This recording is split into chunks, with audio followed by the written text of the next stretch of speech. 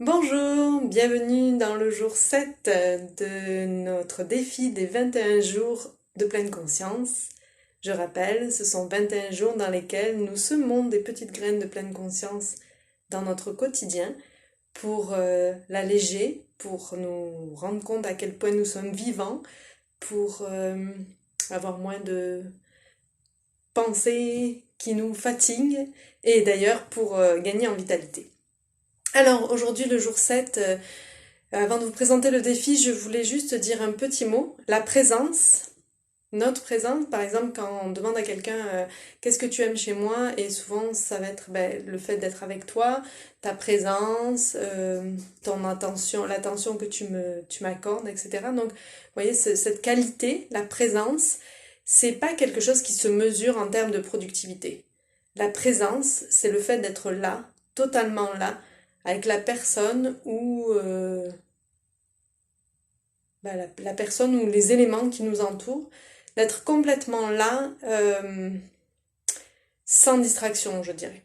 Et en fait, la présence, de nos jours, c'est quand même très difficile à avoir. Souvent, il y a des téléphones, toutes sortes de distractions, des sons, une télé, un peu moins la télé maintenant, mais un ordinateur, comme je l'ai dit déjà, un téléphone, beaucoup de choses. Moi, souvent, quand j'accompagne mes enfants à l'école, c'est pas rare que je vois les parents pressés qui accompagnent l'enfant et qui ont le téléphone aussi dans la main.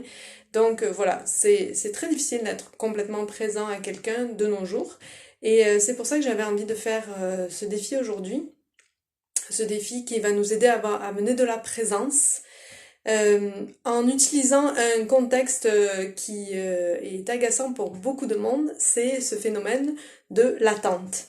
C'est-à-dire que souvent, quand nous sommes contraints d'attendre, donc soit dans une salle d'attente, soit devant le portail de l'école qui n'est pas encore ouvert, soit, je sais pas moi, un rendez-vous où la personne est en retard, souvent, ou dans un embouteillage, souvent, il y a des pensées qui nous arrivent qui crée chez nous de l'impatience et la tendance que la plupart des gens ont, c'est de se distraire de ça. Donc si c'est dans la voiture, allumer la radio, si c'est dans la salle d'attente, allumer son téléphone et regarder les conversations sur Facebook, etc., etc.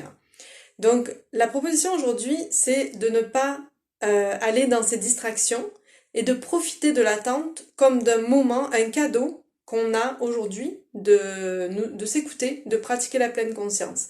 Alors comment on fait ça? Eh bien, si vous avez un moment dans votre journée, très certainement, il va se produire un moment dans la journée où vous serez contraint d'attendre, ne serait-ce que si vous télétravaillez et que vous devez attendre que l'ordinateur s'allume et que la connexion au réseau, là, il y a une espèce de petite horloge, là.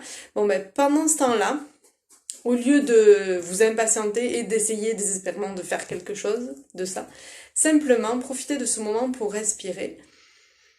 Amenez de la conscience dans la partie de votre corps qui est impliquée quand vous respirez. Donc, il y a plein de parties de votre corps qui sont impliquées quand vous respirez. Ce que je voulais dire, c'était amener de la conscience dans la partie de votre corps de laquelle vous avez le plus conscience quand vous respirez. Est-ce que c'est le bout de votre nez, les narines? Est-ce que vous humez l'air puissamment comme quand vous respirez une fleur? Est-ce que c'est la cage thoracique? Et si c'est la cage thoracique, est-ce que c'est devant, sur les côtés, derrière?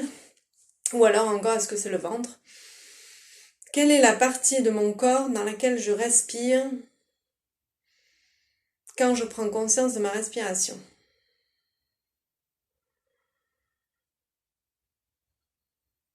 Et en faisant cela, donc déjà, cette partie du corps, ce qui se passe dans cette partie du corps à ce moment-là, ça peut être très changeant. Donc c'est juste intéressant d'observer ce qui se passe dans la partie du corps à ce moment-là.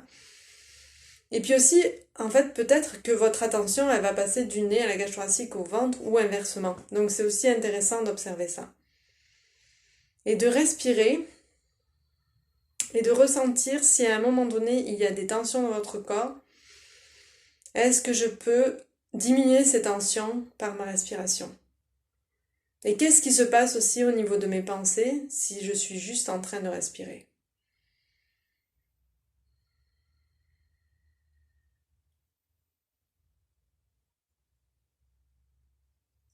Voilà, j'espère que vous aurez plaisir à pratiquer l'attente aujourd'hui dans ce défi du jour 7 et je vous souhaite une belle pratique. Bye bye!